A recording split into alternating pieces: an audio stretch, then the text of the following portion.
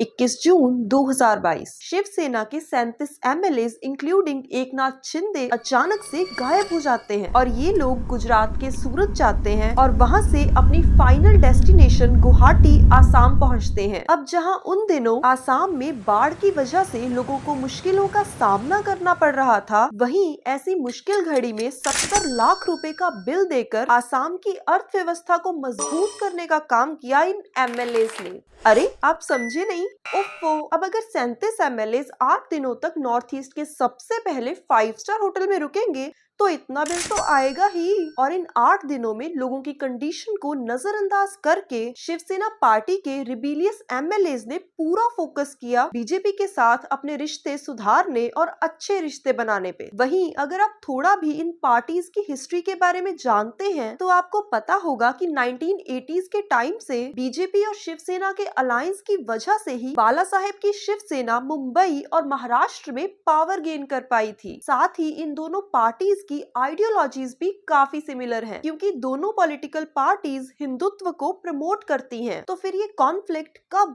और कैसे पैदा हुई? मैं मेरी शिवसेना की कांग्रेस नहीं होना दूंगा, नहीं, कभी नहीं। और मुझे जब ये मालूम होगा कि हो रही है तो I will close my shop. अलग नहीं चाहिए।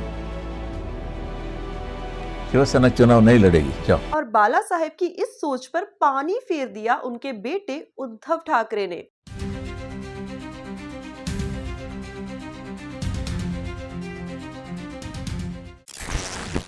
28 नवंबर 2019 उद्धव ठाकरे चीफ मिनिस्टर की शपथ लेते हैं और इसी के साथ महाराष्ट्र में शिवसेना, एनसीपी और कांग्रेस के गठबंधन वाली सरकार बनती है और इन्हीं तीनों पार्टीज के अलायंस को नाम दिया जाता है महाविकास अघाड़ी। लेकिन ये क्या, एक महीने पहले हुए लेजिस्लेटिव असेंबली इलेक्शंस को तो बीजेपी और शिवसेना अलायंस ने जीता था, तो अब ये पार्टी सरकार क्यों नहीं बना रही? और इसके पीछे की वजह है उद्धव ठाकरे की रोटेशनल चीफ मिनिस्टरशिप की डिमांड, जिसने दोनों पार्टीज के बीच एक पावर शेयरिंग कॉन्फ्लिक्ट को जन्म दिया। बेसिकली ये डिमांड एक कमिटमेंट थी जिसके हिसाब से दोनों पार्टीज आधे आधे टाइम पीरियड के लिए चीफ मिनिस्टर की कुर्सी को संभालेंगी। लेकिन बीजेपी को ये बात रास नहीं आई, जिसके चलते शिवसेना और बीजेपी का ये अलायंस टूट गया। अब बीजेपी से रिश्ता टूटने की बात कुछ शिवसेना मेंबर्स को हजम नहीं हुई, जिसके चलते इन्हीं रिबेलियस एमएलए ने शिवसेना को 2 टुकड़ों में बांट दिया, जिसमें से एक थी शिंदे की शिवसेना और दूसरी थी उद्धव ठाकरे की शिवसेना। अब एक सवाल आप सभी के मन में जरूर आ रहा होगा कि इतना सब होने के बावजूद क्या उद्धव ठाकरे ने कुछ नहीं किया? वेल, इंडियन कॉन्स्टिट्यूशन के एंटी डिफेक्शन लॉ को ऐसी ही डिफेक्शंस को रोकने के लिए बनाया गया है ताकि ऐसे पॉलिटिशियंस को डिस्क्वालीफाई किया जा सके। लेकिन इस केस में क्योंकि रिबेल एमएलए का नंबर शिवसेना के टोटल एमएलए का 2/3 था, जिस वजह से ये केस एक एक्सेप्शन बन जाता है और इसीलिए इन एमएलए पर एंटी डिफेक्शन लॉ लागू नहीं होता। वहीं इस पूरे इंसिडेंट ने एक बात तो साफ कर दी कि हमारे देश के पॉलिटिशियंस राजनीति की रणनीति पर कितना ध्यान देते हैं। अब अगर उतना ध्यान इन्होंने देश की जनता का हाल सुधारने पे दिया होता तो इंडिया आज वर्ल्ड पावर होता। अब ऐसे में अगर कोई आम इंसान जिसने अपना कीमती वोट देकर इन लोगों को पावरफुल बनाया है, वो इनके कारनामों, मेरा मतलब था कामों को लेकर अपना फीडबैक दे तो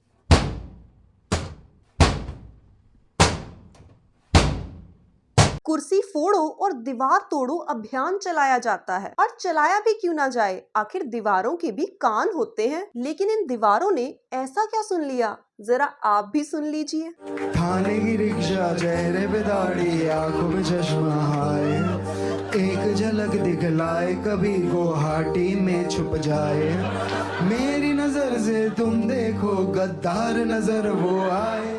अब आपको जानकर हैरानी होगी कि कुणाल गद्दार वर्ड यूज करने वाला पहला इंसान नहीं है, बल्कि इससे पहले एकनाथ शिंदे के लिए ये शब्द अजीत पवार ने इस्तेमाल किए। पर अजीब बात तो ये है कि उस समय शिंदे के समर्थकों ने कोई बवाल नहीं किया, कोई माइक नहीं तोड़ा, किसी का सर नहीं फोड़ा, क्योंकि क्या पता कब किसके साथ गठबंधन की सरकार बनानी पड़ जाए। लेकिन हाँ, अगर कोई आम इंसान ऐसा करता है तो बस उसे आम की तरह पिचकाने के लिए और उसका मैंगो शेक बनाने धमकाने के लिए भाड़े के गुंडे भेजे जाते हैं। अब इसका साफ सा मतलब ये है कि इन समर्थकों को गद्दार शब्द से दिक्कत नहीं है, बल्कि ये शब्द किसने बोला इस बात से दिक्कत है। यानी कि अगर नेता लोग एक दूसरे को कुछ बोलते हैं तो किसी समर्थक को कोई दिक्कत नहीं है, पर अगर उनकी बोली बातों को कोई दोहराता है तो उसके पीछे सारी की सारी पुलिस फोर्स लगा दी जाती है, जैसे कि पुलिस वालों को कोई और काम ही ना हो, उसे फोन कॉल्स किए जाते हैं, जान से मारने की धमकी दी जाती है। इन शॉर्ट उस इंसान को टॉर्चर किया जाता है। स्टूडियो की तोड़फोड़ के बारे में क्या कहें? देखिए,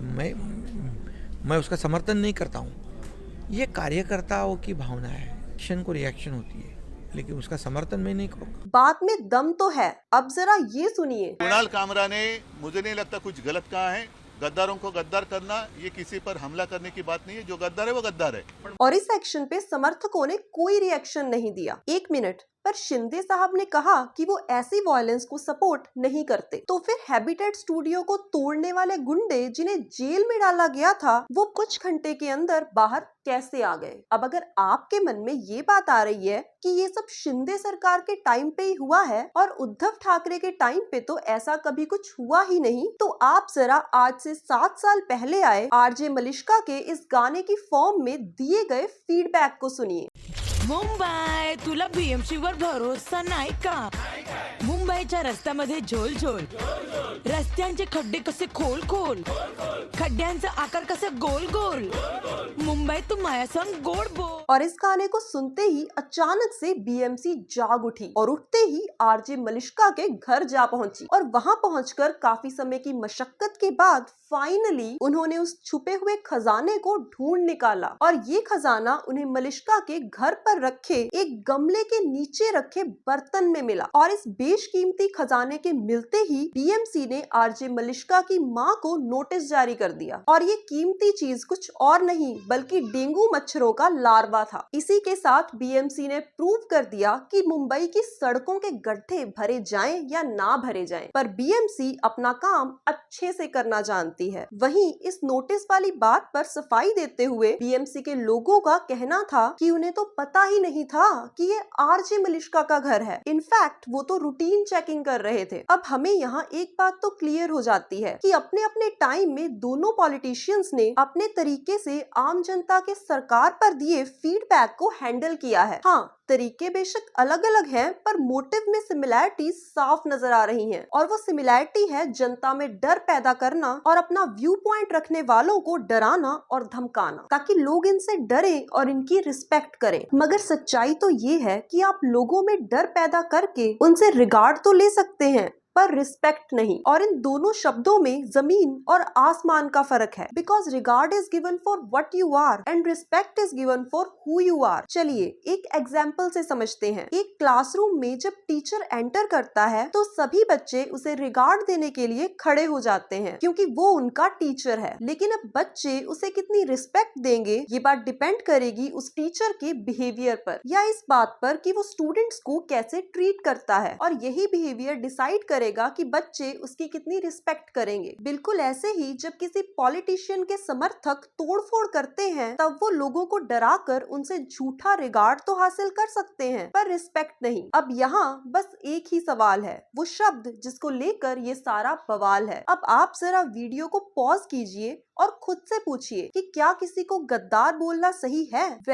मेरी नजर में किसी को गद्दार बोलना गलत है और ऐसे वर्ड्स को सोसाइटी में नॉर्मलाइज करना उससे भी ज्यादा गलत है, जो किया अजीत पवार ने। एक पॉलिटिशियन होने के नाते शब्दों को लेकर अपनी रिस्पॉन्सिबिलिटी को समझना बहुत जरूरी है क्योंकि लाखों लोग इन नेताओं को सुनते हैं, इनकी बोली गई बातों को फॉलो करते हैं, साथ ही इनका समर्थन करते हैं। इसीलिए शब्द ऐसे इस्तेमाल करने चाहिए जो मिसाल की तरह काम करे, मिसाइल की तरह नहीं। पर freedom of speech and expression के हिसाब से अजीत पवार से लेकर कुणाल कामरा तक जो पर्टिकुलर वर्ड यूज हुआ है वो गलत नहीं है, यही सोच रहे थे ना? हाँ, बात तो सही है, पर अगर इस हिसाब से देखा जाए तो एकनाथ शिंदे ने जो शिवसेना और उद्धव ठाकरे के साथ किया कानून की नजर में तो वो भी गलत नहीं है। तो अब सवाल ये उठता है कि किस बेसिस पर गद्दार शब्द यूज किया गया। देखिए, मेरी ये video freedom of speech and expression के खिलाफ नहीं है, बल्कि किसी को इनडिसेंट बातें बोलने के बाद freedom of speech and expression का सहारा लेकर बचने के अगेंस्ट है। मेरी ये वीडियो किसी की बातों को ब्लाइंडली कॉपी और फॉलो करने के अगेंस्ट है। मेरी वीडियो पावर का मिसयूज करके लोगों को डराने के अगेंस्ट है और ये वीडियो क्रिटिसिज्म करने के खिलाफ नहीं है, बल्कि शब्दों को लेकर इररिस्पॉन्सिबल होने के अगेंस्ट है। और जहां तक freedom of speech and expression की बात है तो उस कानून को एक्सप्लॉइट मत कीजिए जो आपको बोलने की आजादी देता है। वहीं दूसरी तरफ अगर किसी कॉमेडियन ने किसी नेता की बात को कॉपी करके किसी और नेता पर कोई जोक बना दिया तो सभी के सभी समर्थक उसे मारने पीटने निकल पड़ते हैं। अब ये हरकतें पॉलिटिशियंस के